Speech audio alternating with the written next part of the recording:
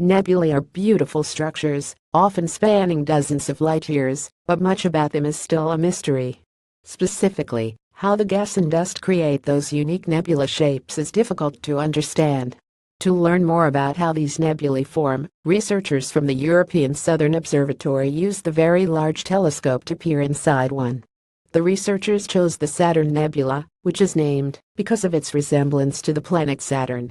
The Saturn Nebula is located about 5,000 light-years away in the constellation Aquarius, and was formed when a star about half the size of our own became a red giant and shed its outer layers in a violent explosion. Advertisement. Continue reading. Below using the telescope, the researchers analyzed the structure of the nebula and identified several of its major features. They identified an inner shell, an outer shell, a halo, and several other previously known structures. They also identified a strange wave-like structure in the nebula's dust clouds. This wave occurs at the boundary between the inner and outer shells, and scientists believe that this is due to the two shells colliding.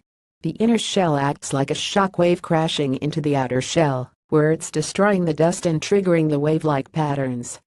Understanding these structures and how they interact with each other can give scientists a clue as to how they formed. Once we figure out how different nebula structures are created, we might be able to learn more about those nebulae and the stars that produce them simply by studying their structures. And we might learn more about the fate of our own sun, which will form a nebula of its own someday. Source: ESO.